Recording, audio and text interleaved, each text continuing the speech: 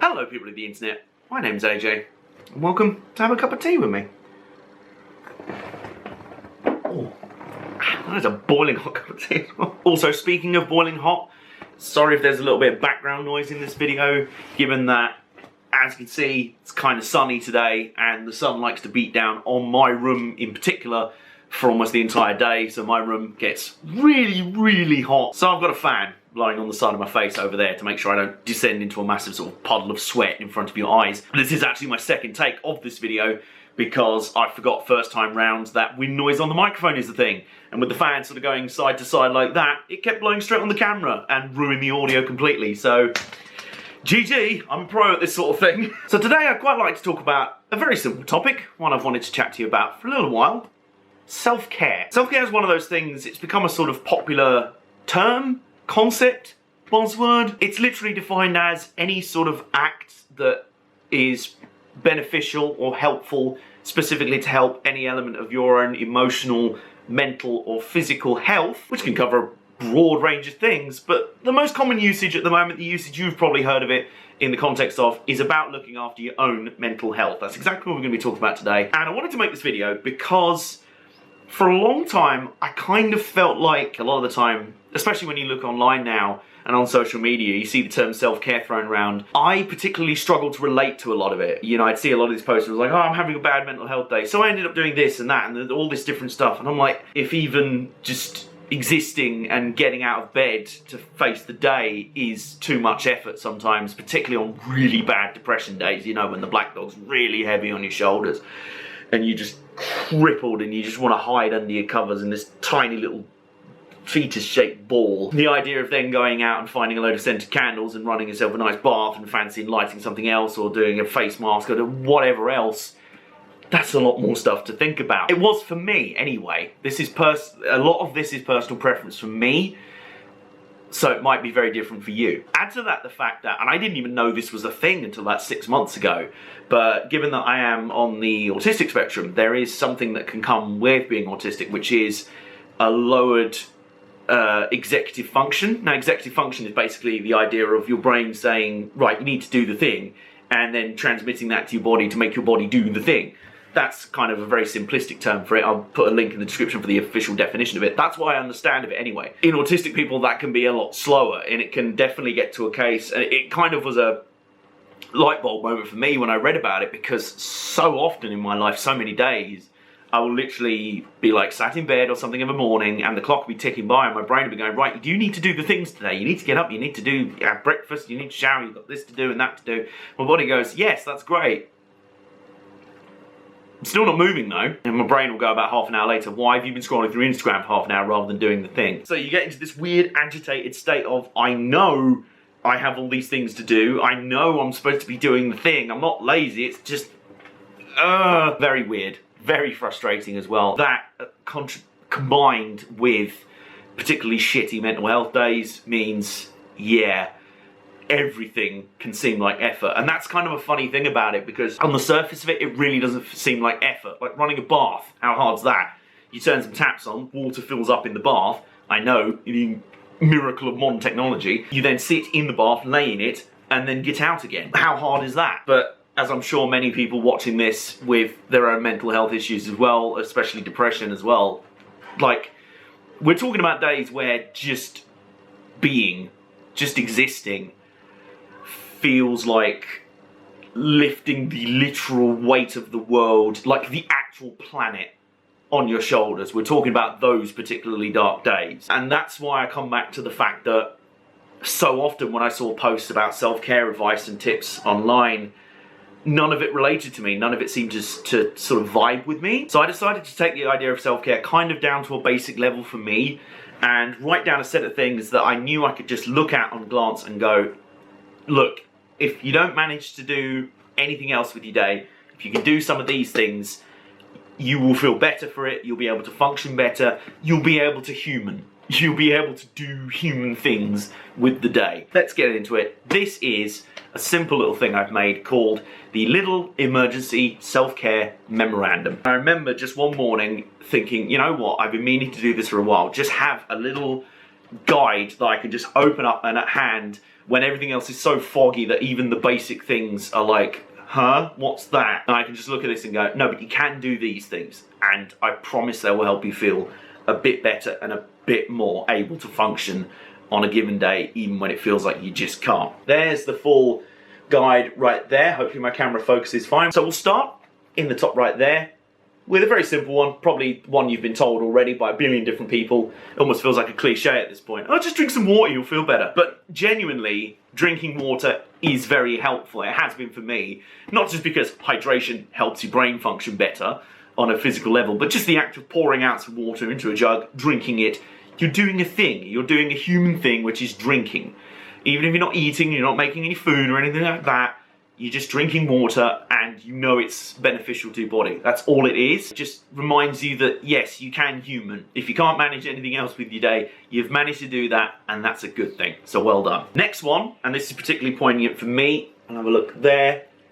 Get off social media. I really don't like the way that I do this. Quite often when I wake up, and I'm sure I'm not the only person that does this, and it's the same before I go to bed, and a lot of times during the day, I will end up sort of trapped in this endless spiral of scrolling through social media timelines of feeds and things like that. Instagram, Twitter is one of the worst for me. It feels like screaming. Twitter is just these days just screaming into the void. Everything is bad, everything is trash, everything's horrible, everyone you like has been cancelled because they're actually an idiot. I realised one of the most important things I had to put in this little toolkit is know when to just step off social media, know when to stop browsing, close the tab, close it on your phone. Sometimes, quite often, I will uninstall Twitter altogether off my phone. Even if social media doesn't inherently hurt or hinder your mental state or make your depression worse or anything like that, it's just more things that your brain's trying to process, that if it's already foggy and mush in there anyway because of depression or whatever it is, you don't need extra stuff going in. Close social media for a bit. You won't miss anything important. You'll be able to catch up later. Just give your brain a rest because it's already dealing with a lot as it is. Next one, and this is kind of linked to a few of them, to be honest. I didn't really do this in any kind of order. I just sort of jotted them all down as and when, but this is kind of linked to a few others here. Get dressed. As you can tell, I'm an amazing artist. This is one of those things where it can either tie into part of a morning routine, a getting ready routine that helps for you. For me, it ties into a few others on this, including have a shower, have a shave, brush your teeth, things like that. Or if you can't manage anything else, this is something that will just help on its own. Just throw some clean clothes on, get out your pajamas, and suddenly you're like, right, I'm out of bed now, I'm awake, and I'm a bit more sort of in dealing with day mode, in human mode. This guide is basically how to human, basically. Even when you don't feel human at all, this is the guide to still manage to be human, mostly. And the next one, tied to the last one, I just mentioned it, have a shave, similar thing for me. Now the next two are kind of related to visualization techniques that were taught to me by a very good friend of mine. These can be unique to you, but this is how I visualize these things myself. The first one, right there, swat the anxiety imp. I like to picture my anxiety, especially my social anxiety when I'm out, as this annoying little imp sat on my shoulder who's just whispering all this horrible stuff in my ear to make me panic. When I know that little imp is trying to mutter things in my ear to make me feel crap and make me panic and make me have an anxiety attack, sod off anxiety imp, that's what I'm doing. The other one, it's quite an interesting one, throw those negative thoughts into the fire. Sounds very dramatic, doesn't it? This is for those moments where you can't shut up your brain. There's stuff that's playing on your mind constantly. There's stuff that's constantly making you feel shit. It's like even if you're having a pretty good day, your brain will just be like, oh, but remember that thing? I just imagine sort of pulling all of that out of my brain, through my ear, bunching it all up in my fist, and then throwing it in a bin and lighting a match and throwing it in and setting it all on fire. It's a shorthand way of doing something that I know a lot of people do actually do, which is literally scribbling things down on a bit of paper, ripping it up, throwing it in the bin, or setting fire to it, or doing whatever you need to. But this is just a little visualizing way of me of doing it. These last two visualizations are kind of advanced ways of making a little sort of taking a deep breath and sort of going, cast all that off the way you go. Next one, very important, if it's applicable to you, definitely. Take your medication, take your medicine. I myself am on antidepressants, have been since last November. I'm on sertraline. They have been working very well for me, and it's useful to remember, again, it's another little thing that you can do to function, because just forgetting to take those, it's not just that they then don't have a benefit and you can have side effects from it, but it just makes you feel a bit more crap. It's like, wow, I can even remember to take one tablet. Blimey, you're crap, aren't you? Just remembering to do that, it's a little bit of routine, it's a little bit of function, it's a little bit of being a human. You're humaning. Well done for humaning, no matter how little humaning you've managed to do today. I'm proud of you. The next one, related to ones we've already talked about, brush your teeth. Next one is quite an interesting one. Put the radio on. Now this one's probably very applicable for me, especially as I'm self-employed. I work freelance, I work at home a lot from my home office at my desk, and I like to have things on in the background. The simplest way to do that, in a way that means I'm not having to keep going over and change the YouTube videos or skip adverts or whatever, is just put the radio on. I just like having some noise and some nice music on in the background. And of course, if you pick your favourite radio station and they play a load of your favourite songs, that helps your mood as well. Music is really helpful for those sort of things. It just puts a smile on your face for a bit. So there you go, the radio, underrated MVP. Next one, we've kind of touched on it already, but this is a slightly advanced one and very appropriate for the video. Make a cup of tea. Should probably take my own advice. There you go. Penultimate one, and this is again tied into things I've said already. Top right there, have a shower. Given that I was talking so often earlier about how much effort even having a bath can be, this is a lot simpler. You just turn on the shower, water comes out the top, you stand in it. Sometimes if you're that sort of fatigued and heavy-limbed and everything, just standing under running water is just so nice. So you don't even have to do anything like washing your hair or washing yourself with soap or whatever else. You can do, obviously, but just the act of turning on the shower and standing under some running water can help sort of metaphorically wash away everything on your body and sort of rinse you clean, make you feel a little bit more human. That's the vibe of this video, you may have noticed. And the final one, go for a walk. There it is, there's a little walking man there. Well, he's actually more running, that's quite a brisk walk there. Even if you just go for a walk around the block for 10 minutes. I mean, hell, I have about 2 or 3 walking routes that I go on now. And even that, if that's too much time and effort, just popping up the local shops for 20 minutes, getting something to eat for lunch, getting a hot chocolate from the coffee shop, or, you know, getting a pasta salad for lunch or something. Little sort of reward for yourself. You've gone out, you've made the effort to get some clothes on, go out the house, have a walk, get some fresh air, come back and you've had some nice food as well. So it's whatever level works for you. And that is the biggest takeaway I want you to have from this video. Self-care doesn't have to look glamorous. It doesn't have to look stylish. It doesn't have to be expensive. It doesn't have to be fancy or complicated or anything else.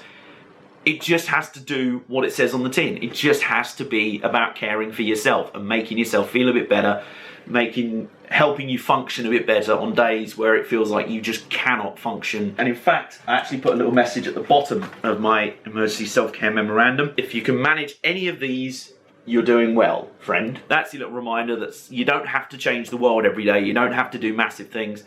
And sometimes just functioning and doing the basics is enough and will help you feel that bit better. When everything feels very dark and all-consuming, it's about adding the little chinks of light, shining a little light from the end of the tunnel to be like, no, you're good, you got this. So that's the point of my little emergency self-care memorandum that I wrote there. I'd encourage for you to do your own versions. They won't look the same as mine because everyone works differently, everyone's brains work differently. It is entirely what works for you. And for me, the most important thing is about getting myself functioning on days where it feels like I just can't do anything. I hope I've made some sense of all that. Let me know in the comments below if I have. I hope I have. I hope you have enjoyed this video. Also, leave in the comments some of your self-care techniques if you have anything specific, or if you have any sort of little toolkits or guides or anything like that to help you out. And yeah, that'll just about do for today, I think. The sun is shining directly in my face, and I've still got to finish this tea. So thank you very much for watching. Thank you very much for chilling with me today.